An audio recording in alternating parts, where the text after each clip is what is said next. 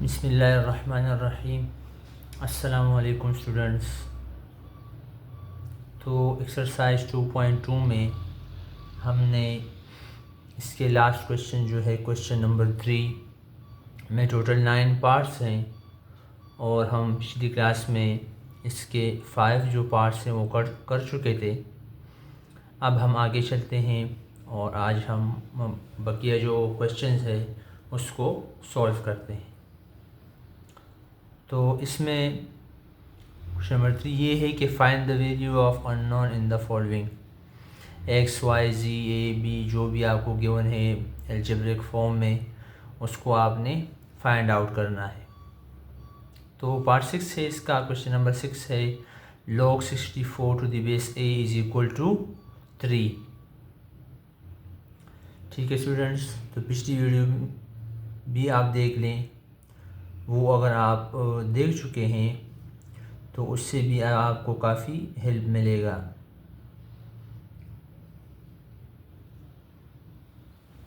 सबसे पहले आपने क्या करना है कि इसको एक्सपोनेंशियल फॉर्म में चेंज करना है।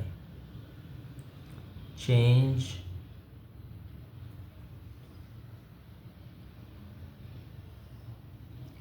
Into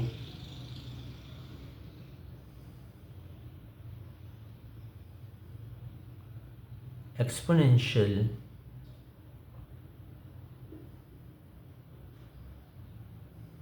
form.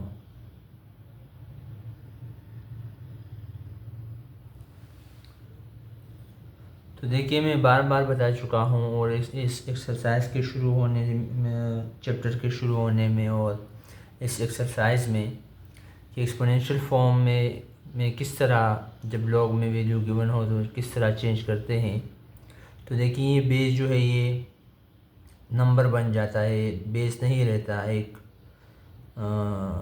नंबर फॉर्म में आ जाता है। जिस तरह से ये 64 है और 3 और 64 की हम जगह तब्दील कर देते हैं। देखिए इस तरह चेंज इनटू एक्सपोनेंशियल फॉर्म। तो ये जब एक्सपोनेंशियल फॉर्म में चेंज होगा तो ये हो जाएगा a और 3 इस तरफ आ जाएगा। a जो है वो पावर बन जाएगा, 3 जो है वो पावर बन जाएगा a का और इज इक्वल टू 64 आ जाएगा। अब देखिए, अब आपने दोनों तरफ क्यूब रूट लेना है। Cube root taking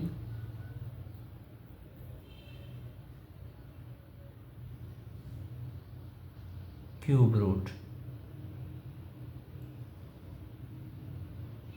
cube root इसलिए लेंगे ताकि ये 3 हट जाए और हमारे पास सिर्फ a रह जाए और a की वैल्यू आ जाए। देखें a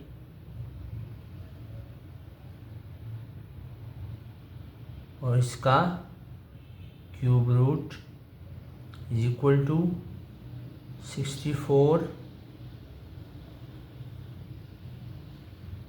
का cube root, taking cube root on both sides. दोनों तरफ आपने क्यूब रूट ले लेना है। तो ये 3 जब 1/3 से मल्टीप्लाई होगा तो 3 जो है वो 3 के साथ कैंसिल हो जाएगा और सिर्फ a रह जाएगा। और यहाँ पर देखिए 64 जो है वो उसका जो क्यूब रूट है वो 4 है। यानी ऐसा कौन सा नंबर जिसको 3 दफ़ा मल्टीप्लाई किया जाए और ये 64 आ जाए। तो ऐसा नंबर क्या है, 4 है। तो a कितना आया, a इज इक्वल टू 4 आया।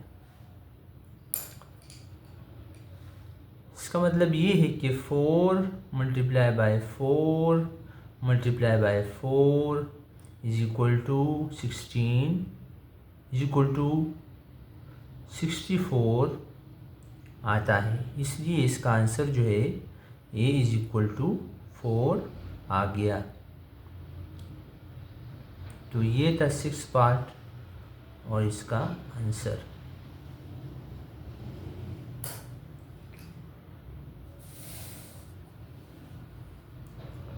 इसमें अगला सवाल देखें, question number 7।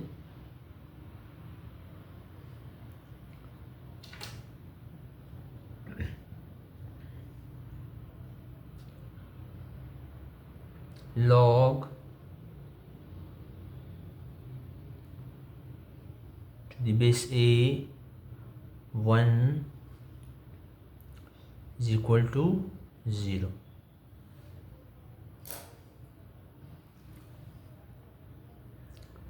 Solution.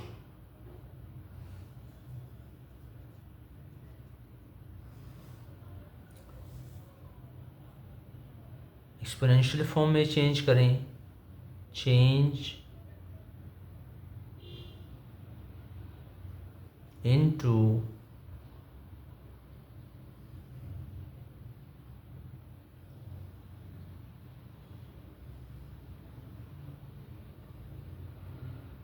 Exponential form.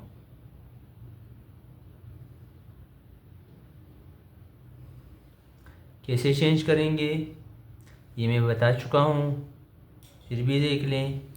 ये जो बेस है ये एक नॉर्मल नंबर बन जाएगा और बेस नहीं रहेगा, और इन दोनों की ये 0 और 1 की जगह तब्दील हो जाएगी। देखें इस तरह ये बन गया, और ये 0 जो है ये a का पावर बन जाएगा, और 1 इक्वल टू के उस तरफ चला जाएगा। तो ये a की पावर 0 इज इक्वल टू 1 आ गया। अब a क्या होगा, तो याद रखें ऐसे तमाम रियल नंबर्स जिसका अगर जो पावर हो वो 0 हो तो वो 1 की इक्वल होता है, याद रखें हमेशा के लिए। तो a क्या होगा, a is any real number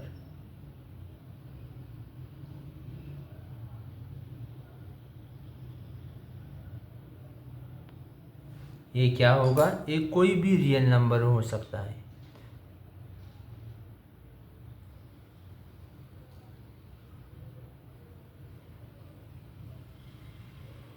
कोई भी नंबर हो, 10 हो, 10 की पावर 0 हो, 1000 नंबर हो, 1000 हो, 26 हो, मिसाल के तौर पर 59 हो, कोई भी रियल नंबर हो उसका पावर जो है वो 0 हो तो वह हमेशा 1 की इक्वल होगा। ये ला है, कानून है ये मैथमेटिक्स में।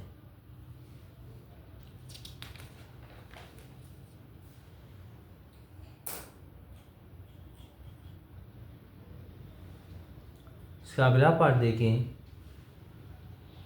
Question number 8।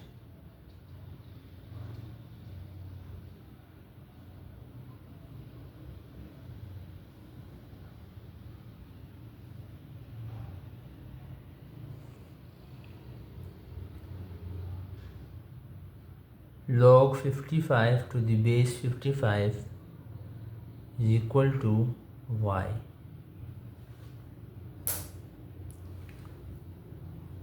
तो सॉल्यूशन है उसी तरह से इस तरह हम करते आ रहे हैं। अब तक आपको एक्सपोनेंशियल फॉर्म और लॉगरिथम फॉर्म आनी चाहिए कि लॉग में क्यों न हो तो एक्सपोनेंशियल में किस तरह चेंज करते हैं, और एक्सपोनेंशियल में क्यों न हो तो लॉग में किस तरह से चेंज करते हैं। तो देखें, चेंज इनटू एक्सपोनेंशियल फॉर्म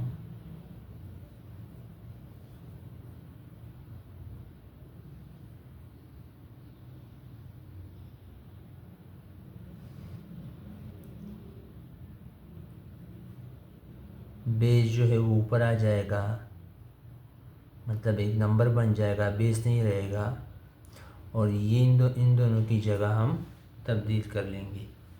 ये एक नॉर्मल नंबर बन जाएगा और इन दोनों की जगह तब्दील हो जाएगी। तो 55 y the power y is equal to 55, और ये भी याद रखें हमेशा के लिए, मैथमेटिक्स स्टूडेंट्स हैं, अगर आप मैथमेटिक्स आगे पढ़ना चाहते हैं तो ये भी याद रखें कि जब भी इज इक्वल टू के दोनों साइड नंबर जो है वो सेम हो, इक्वल हो, तो उसके पावर भी क्या होते हैं, इक्वल होते हैं। तो y इज़ इक्वल टू, यहाँ पर कुछ भी नहीं है तो क्या है, 1 है, तो y इज़ इक्वल टू 1।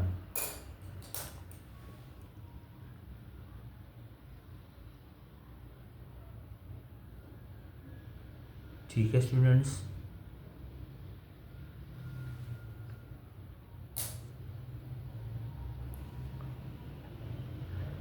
इसका लास्ट क्वेश्चन है, इसके साथ ही ये 2.2 क्लोज हो जाएगा। फिर हम इंशाल्लाह आगे जाएंगे 2.3 पर इंशाल्लाह। log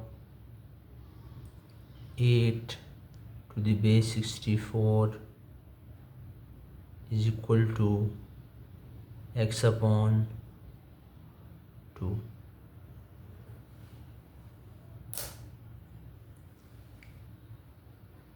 तो बिल्कुल यही तरीका है। सबसे पहले आपने इसको एक्सपोनेंशियल में चेंज करना है, चेंज into exponential form,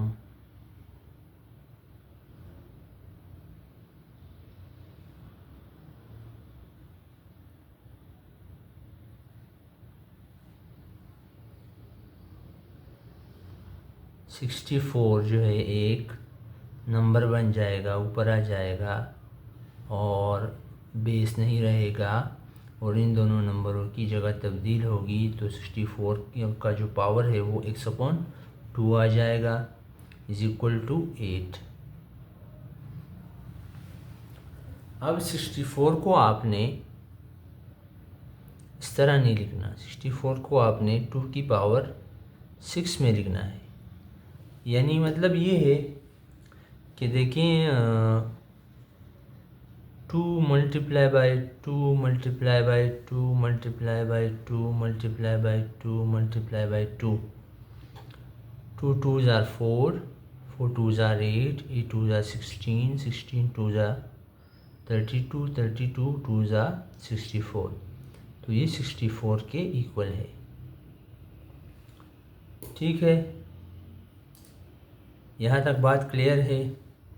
अब आपने 64 को इस तरह से लिख लेना है और इसकी जो पावर है वो x/2 आ जाएगा, इज इक्वल टू, और 8 को आप किस तरह लिख सकते हैं, 8 को आप 2 to the power 3 लिख सकते हैं, यानी 2 multiply by 2 multiply by 2 is equal to 8। तो इसको आप पावर में, एक्सपोनेंट में आप इसको इस तरह से लिख सकते हैं। आगे देखें, अब ये 6 जो है पावर रूल के तहत इससे मल्टीप्लाई होगा तो ये 6x/2 हो जाएगा और ये 2 की पावर 3 हो जाएगा।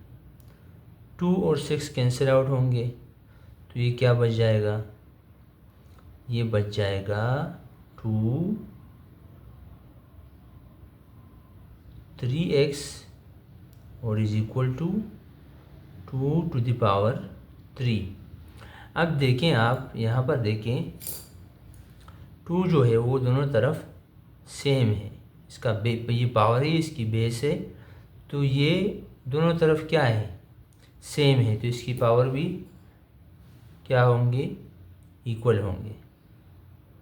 तो 3x इज इक्वल टू 3 आ जाएगा और x इज इक्वल टू 3 यहाँ पर मल्टीप्लाई हो रहा है, इस तरफ आके डिवाइड हो जाएगा, कैंसिल आउट हो जाएंगे, तो x इक्वल आएगा 1 की। ठीक है स्टूडेंट्स,